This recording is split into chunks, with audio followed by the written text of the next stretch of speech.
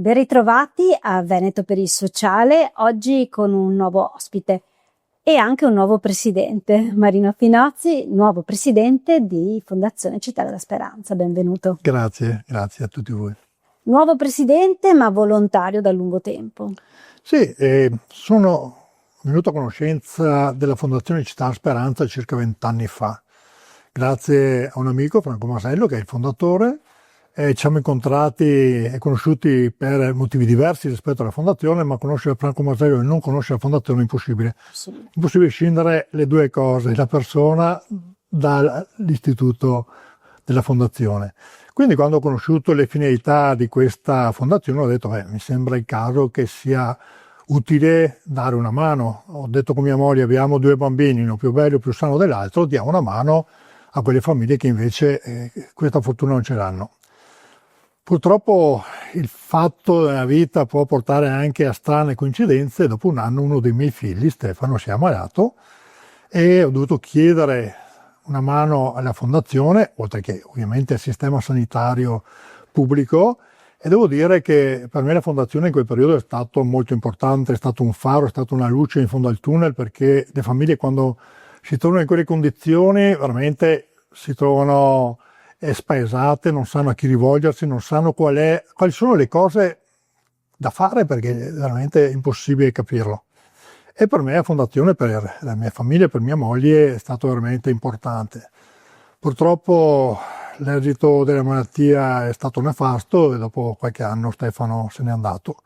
Ma da lì ho capito quanto importante fosse la fondazione, quanto importante fosse dare una mano.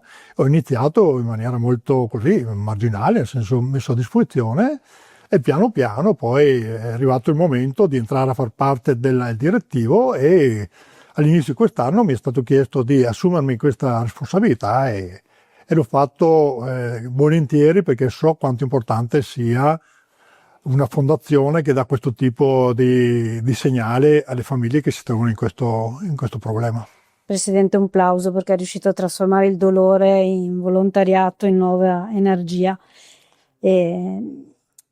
Energia che va alla Fondazione Città della Speranza, ma va anche all'IRP, l'Istituto di Ricerca Pediatrica, 2 realtà legate a filo doppio.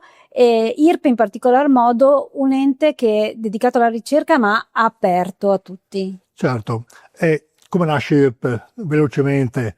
Il primo obiettivo della fondazione è stato innanzitutto quasi tutti i volontari che hanno delle responsabilità all'interno della fondazione sono stati colpiti personalmente da queste malattie che toccano i bambini, quindi siamo fortemente motivati. E la fondazione nasce perché Franco in quel periodo, 30 anni fa, la fondazione ha festeggiato 30 anni proprio nel 2024, e ha avuto un nipote con la leucemia e si è reso conto in quali erano le condizioni che questi bambini venivano curati, come venivano ospitati. Ha detto no, non possiamo lasciare una famiglia che si trova già in un dramma a essere anche un luogo che non è all'altezza di quello che è la dignità di un bambino e di una famiglia. Quindi sono stati raccolti dei fondi, è stato ricostruito il reparto di oncomatologia pediatrica a Padova, è stato creato un luogo almeno dignitoso.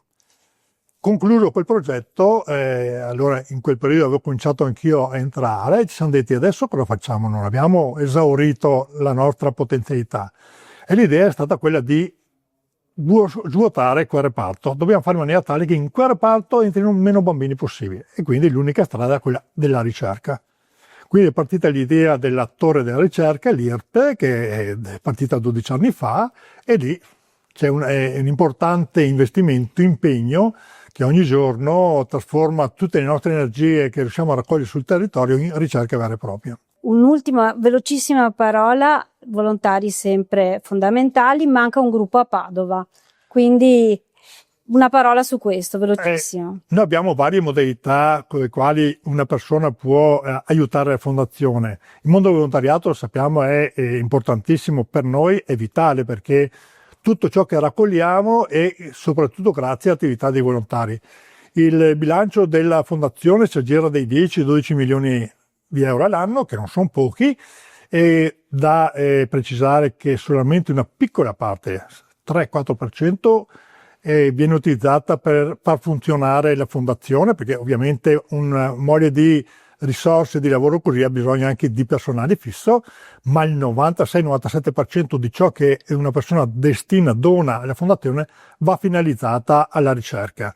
Poi abbiamo anche un altro sistema di collaborazione con la fondazione, è il gemellaggio che i comuni fanno con la Città della Speranza. Sono oltre 200 i comuni che hanno già siglato questo gemellaggio con Città della Speranza, anche il comune di Padova, e questo dovrebbe aiutarci a fare da cassa di risonanza per quanto riguarda le nostre attività. Ecco, quindi speriamo che i comuni che sono gemellati, che ogni tanto stimoliamo a dare una mano, si possano fare parte attiva per far nascere sul proprio territorio dei gruppi di lavoro che diano una mano alla fondazione. Assolutamente, tantissimi gli argomenti che si potrebbero trattare, il tempo stringe. Presidente, io la ringrazio di essere stato con noi, ricordo il sito cittadelasperanza.org per maggiori informazioni e diamo la linea alla redazione. Grazie.